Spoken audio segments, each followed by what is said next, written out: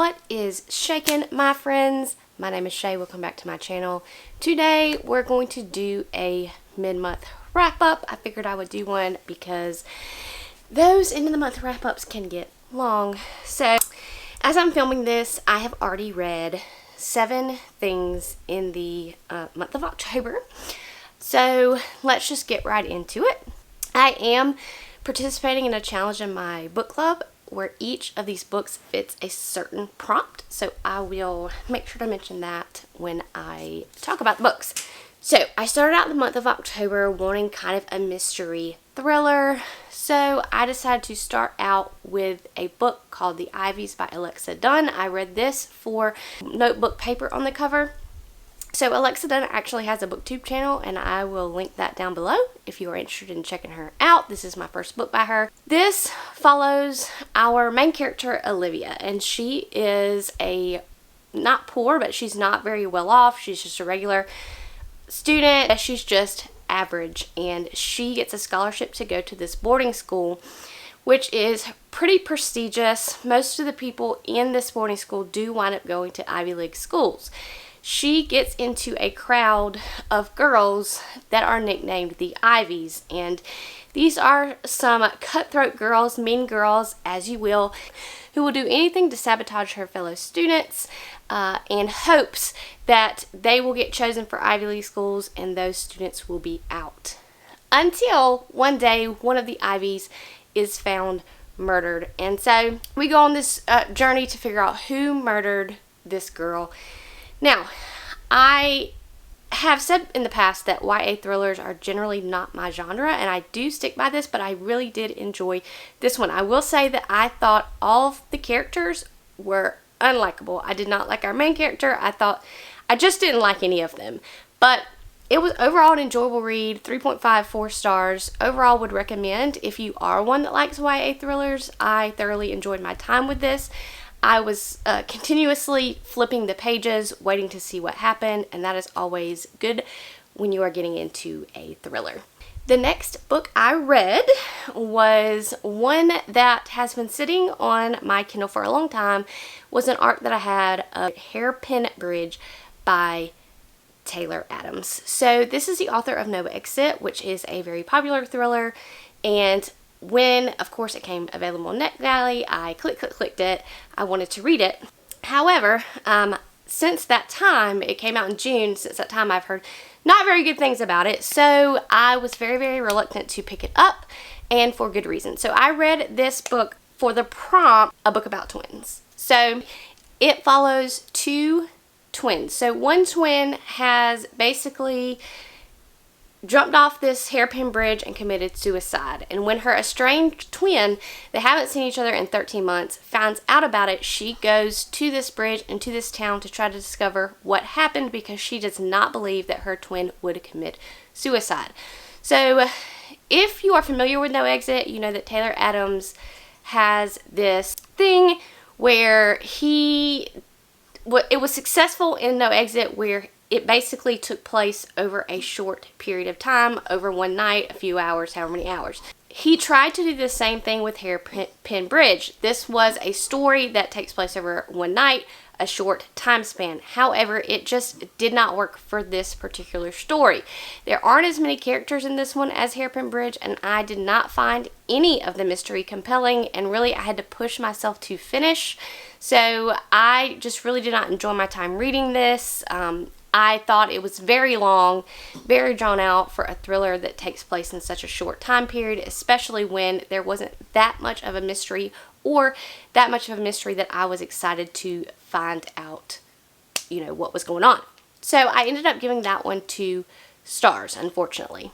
The next book that I picked up was What Comes After by Joanne Tompkins. So literary fiction is not generally my genre, but I read the synopsis of this when it came out on Book of the Month, and it is about basically the study of grief. And if you know me, you know that I love grief. So I decided to pick this one up, and I picked this one up for the prompt tree on the cover.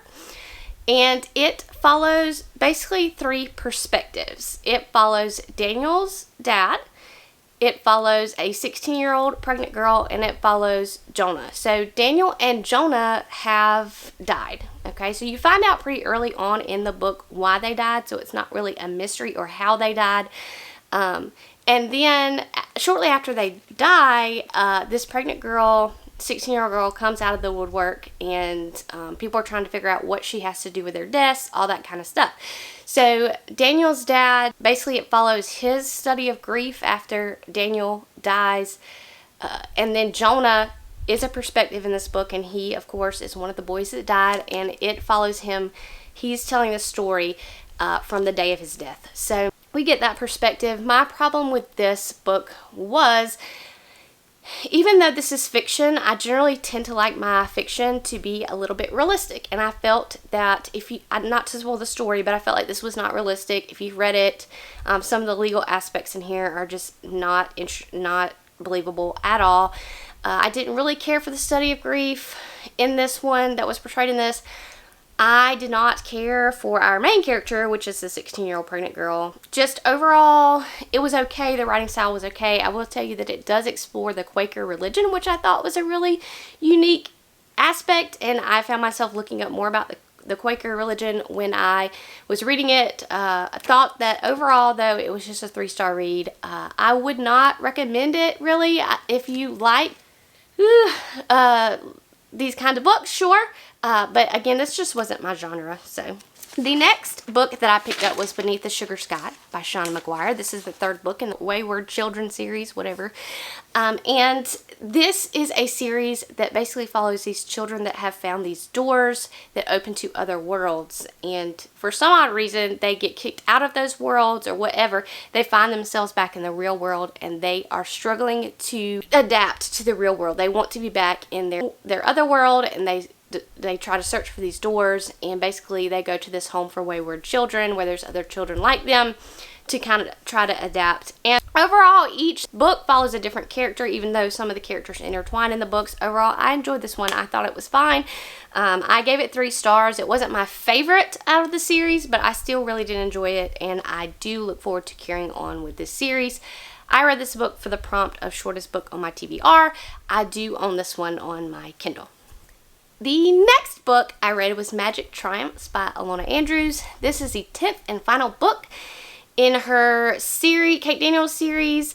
I put off reading this book so long because I truly enjoyed this series, and I just did not want to see it end. But I have got to tell you, I really enjoyed the ending. I don't think it was one of the best books in the series, but overall really enjoyed it. It's about a supernatural world where magic exists and technology exists, and Kate Daniels is kind of this magic solver, magic hunter person, and she gets with Curran, who is the shapeshifter pack leader, and they're kind of get together to solve crimes, all that kind of stuff, and each book is a different mystery kind of thing. Overall, enjoyed this one. Like I said, gave it 3 stars. The next book I read, quickly I'll mention that the next prompt I decided to read for was the word glass in the title, and unfortunately I did DNF the Green Glass House.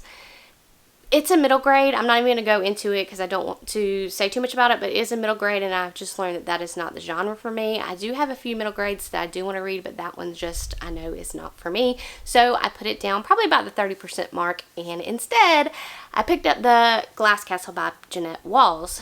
Now, I don't really read nonfiction, so this was definitely out of my comfort zone. But overall, I ended up enjoying myself. And of course, like other nonfiction books, this follows a girl who doesn't have the best home life. Her dad's an alcoholic, her mom's eccentric, and basically it's her going through life and trying to better herself despite her circumstances. And so I do recommend it. I gave it 4 stars. I do want to read more nonfiction in the future, so if you have any recommendations, drop them down below, because I am not really versed on that genre and would like to read more. The next book that I read was, I was in a mystery thriller mood because it is October, and so I decided to pick up Rock, Paper, Scissors by Alice Feeney.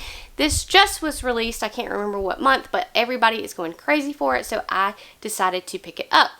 I read it for the prompt set in winter, It follows this married couple who their marriage is in trouble, and the wife has won a trip off to this secluded, I think they're in Scotland house, and she's won this trip, and they go take it to try to save their marriage. And then when they get there, they realize things are not quite what it seems, and are they going to be able to make it back home?